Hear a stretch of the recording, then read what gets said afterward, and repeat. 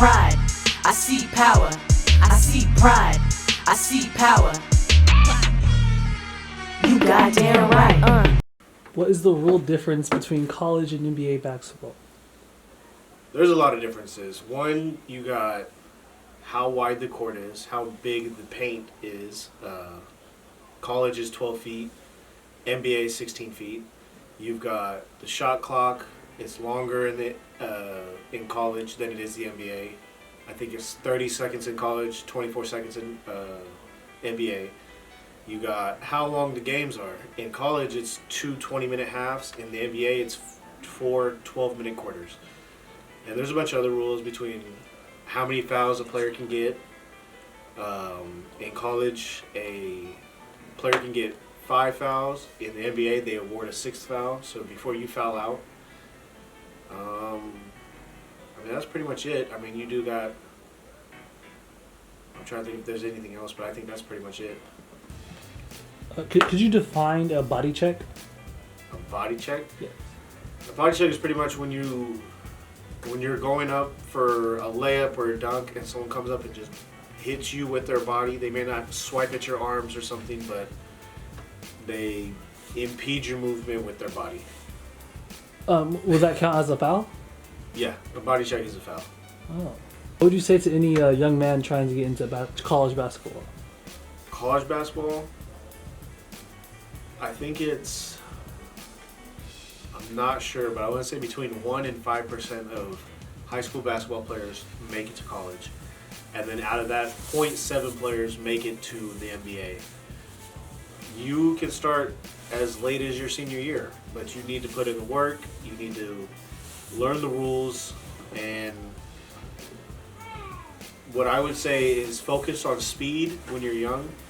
Your height and your weight will come as you grow, and then you work on that, but you start with speed. A common conception is that a lot of people get injured nowadays because they only play one sport. They play AAU basketball, which is year-round, and you're just not giving your body a break.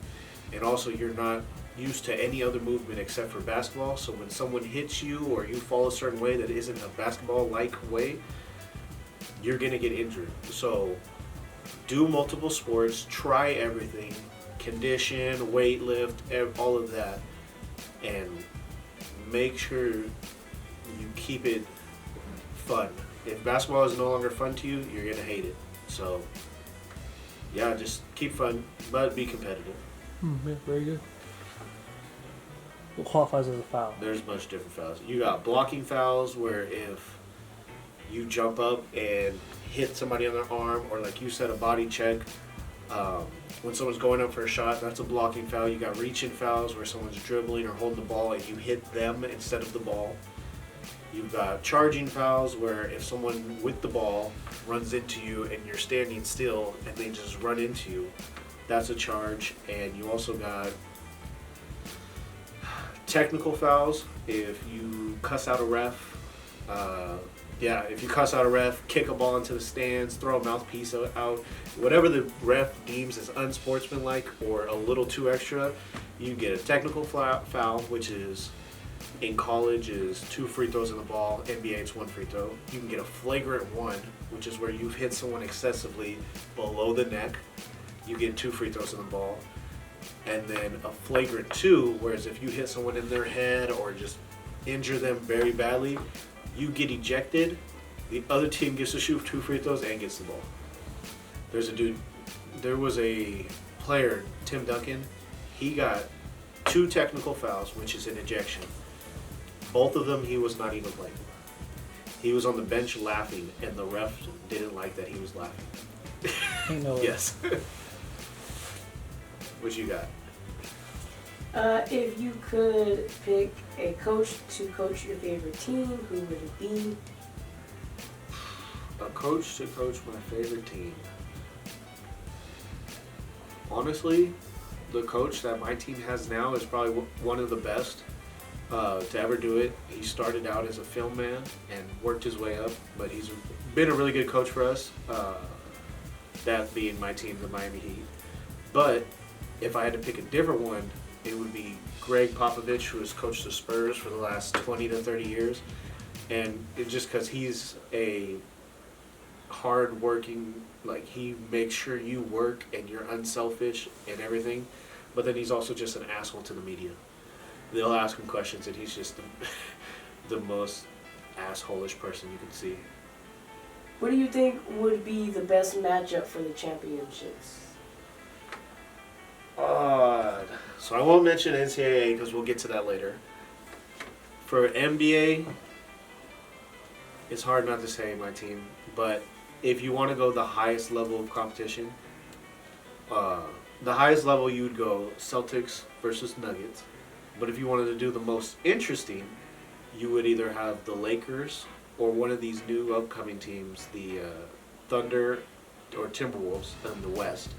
And then in the East, you would want the Bucks or the Celtics. The Bucks because they just got a player who, in Damian Lillard, who's been with Portland for 10 plus years and never won anything, and now he's finally on a contending team and people want to see him win. Everybody loves him. So, me personally, I want to see Miami, but if I'm watching for entertainment value, I would say Lakers, Bucks. So who do you feel deserves more credit in college basketball? More credit. I know that there's based off of like surprises, like unexpected events, moves, like you wouldn't expect these players to beat a certain team. It's hard because every 4 years, you can only play basketball in college for 4 years, or 5 years. With that being said, I know that there's always been a lot of disrespect on Gonzaga. They played in a weak conference, so when they got to the championship, they would always flame out early. But I know that the last few years, their talent has actually been good. They've produced some pretty good NBA players, and I think they won one. I don't remember. I know my team beat them in championship one year, but other than that, I don't like them personally, but give credit where it's due. Gonzaga needs more respect on them.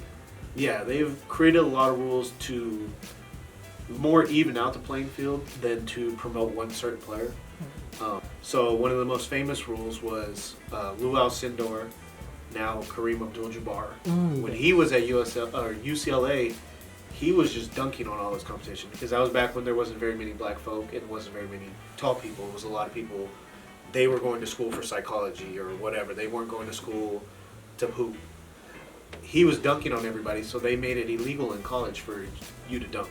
You weren't allowed to dunk. So that's where he came up with his famous skyhook that he brought to the NBA, because I think it was after his sophomore year. They said, yeah, no more dunking. You cannot touch the rim with your hands.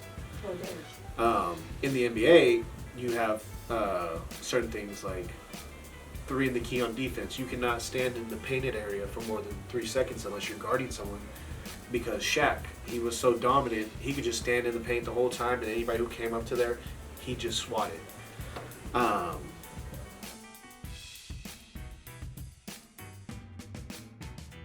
First section will be about trivia.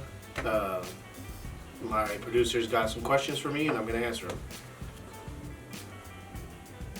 Who has scored the most points in NBA history? LeBron. And if that says wrong, it's LeBron. He just scored 40,000. So it counts as individual players, not as a team altogether? Yeah, they don't track team points in history, but they track single players points. They have a top 10. But yeah, that trivia may be old, but LeBron... It might be old, because it says Kareem Abdul-Jabbar. Yeah, Kareem held it until about February of last year. Oh, well then, oh my gosh, get off of LeBron, I swear. Just last year. Hey, but he just passed 40,000 in the last 2 weeks. So what was Kareem's was 38,000. 38,883. That's how many times you shot something? No, that's how many points he scored. Himself? Yeah. So if you do a layup, that's 2 points. If you shoot a 3, which he didn't really do, that's 3. But he had 38,000, damn near 39,000. Next one will be, who's the only person to win the MVP Coach of the Year, exclusive of the year? Executive of the Year? Executive of the Year. That one's a tough one. But I want to say, Larry Bird. Yeah, I forgot he owned the Pacers. What U.S. state has produced the most NBA players? California.